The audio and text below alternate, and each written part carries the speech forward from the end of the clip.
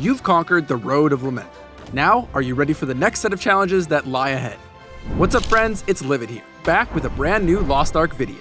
Today we're diving in and breaking down everything that you need to know about the Forge of Fallen Pride, Abyssal Dungeon.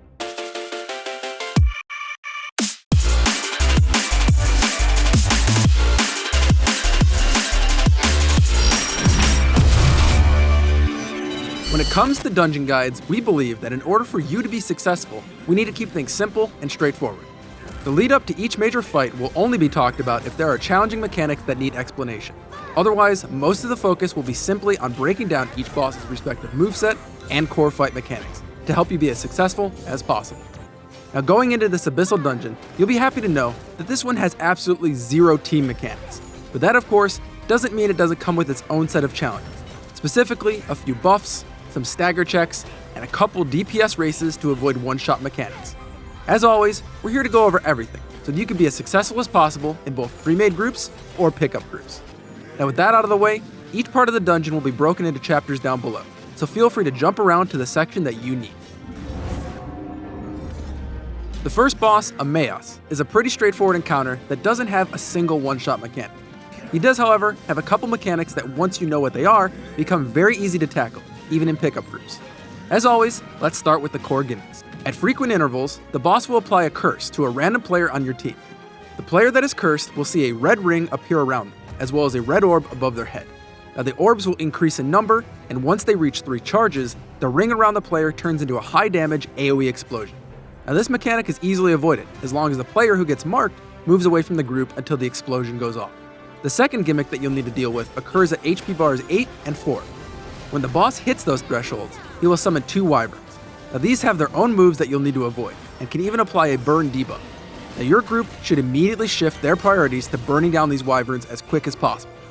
If left alive for too long, the boss will receive a buff that greatly increases his defense, movement speed, and attack speed.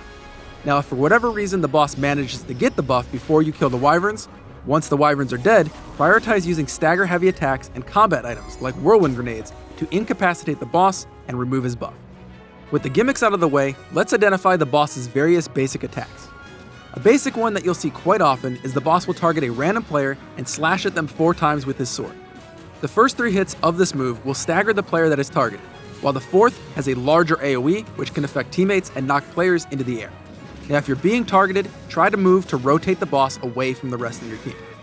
Next, the boss can catapult himself into the air, completely removing himself from the battlefield, before slamming back down to the ground. Now he will create a small AoE directly beneath him, a thin safe zone ring outside that, and a large damage ring just past that. Now when you see him leap, try to get into that thin safe zone ring or move as far away from the boss as possible.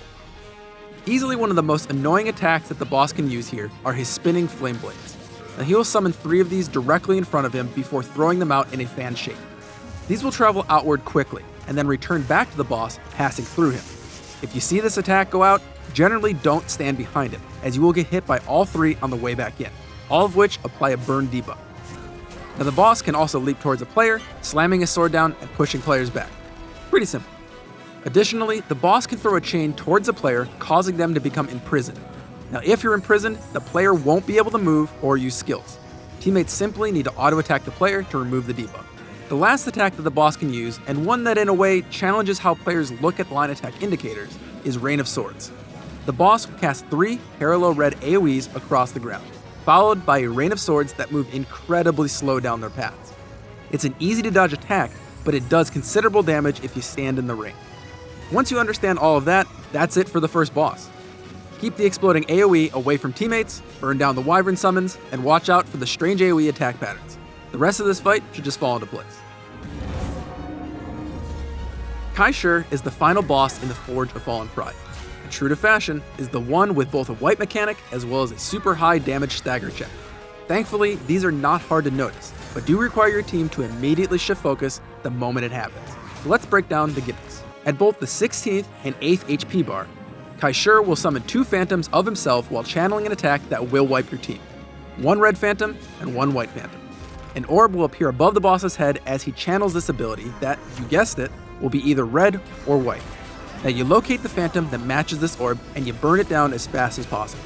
as these phantoms have complete movesets that can prevent you from killing them fast enough. Now once you kill the respective phantom, it will drop an AoE of that color on the ground. Your team needs to stay inside this AoE to avoid the one-shot wave that the boss emits out at the end of his channeling period. Don't worry about accidentally killing the other phantom either. You simply need to make sure that the correct colored ring ends up on the floor with your team inside it. Now the boss also has a stagger check mechanic that, if not met, does massive damage and can potentially wipe a low HP group. Now this attack is denoted by a channeling mass of blood that forms above the boss's head, in addition to the usual yellow bar that denotes a stagger check. Finally, Kaishur also has a counterattack. Yep, you heard me right. For once, you actually want to stop hitting the boss when this happens. As soon as you see a large red shield form around the boss, just stop attacking. If you keep attacking, the boss will turn around and basically backhand you into tomorrow. Now with gimmicks out of the way, let's talk about basic abilities as usual. And I won't lie, this boss tosses out so many attacks in conjunction that honestly, this fight boils down to trying to find where you can actually stand and not be hit by something. Still, I'll try to highlight these attacks as best as possible. First up, the boss, or even 2 random phantoms that he can potentially summon, can shoot 2 fairly large energy waves toward a target player. These move decently fast, and if hit, deal a decent amount of damage, so try to dodge these as best as possible.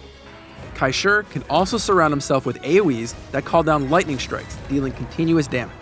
He can then follow that up with even more lightning strikes at random locations outside that initial ring. Now these deal quite a bit of damage, and even become stronger the lower the boss's HP gets. The boss also has a classic charge attack that knocks all players hit by it up into the air. Now when the boss's HP gets lower, this attack also gets upgraded to emit swords in a cone-shaped pattern in the direction he charges. Now in line with that mobility mechanic, Kaishur can also leap backwards. At the start, it's just the boss being evasive, but once again at low HP, the boss will also summon a phantom that throws a ton of AoE damage waves toward the boss's landing location. If he does this jump back mechanic, just wait a second or two before re-engaging. Also, be sure to watch out for when the boss fires out 6 swords in a fan-shaped pattern. The initial attack isn't troublesome, but these swords do eventually return, targeting one random player.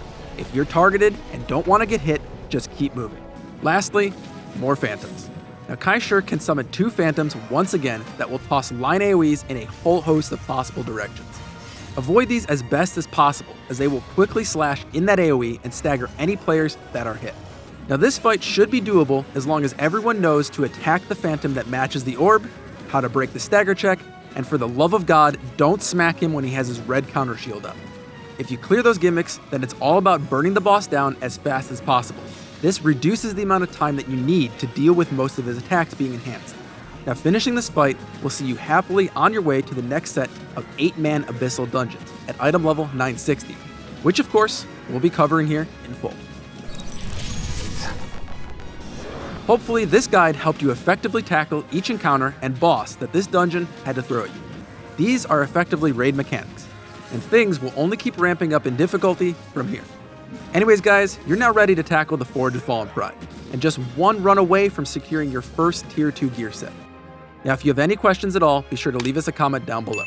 We've been having a blast making Lost Ark content, and we love interacting with you all in the comments. Additionally, if you're on Regulus and you want to join the largest Lost Ark guild in North America, we invite you to join Legacy Gaming. With now over 30 guilds across our entire community and hundreds of people online every minute of every day, it's a great place to learn the ropes, meet new friends, and support the channel all in one fell swoop. Check out the link to our Discord below. Finally, if you guys like everything that we're doing here on the channel and you want to support Legacy Gaming even more, you can now do so by becoming a member. Every little bit helps Codiak and myself achieve our dreams of becoming full-time content creators, so check out the join button below to learn more. My name is Livid, and from everyone here at Legacy Gaming, thanks for watching, and play on.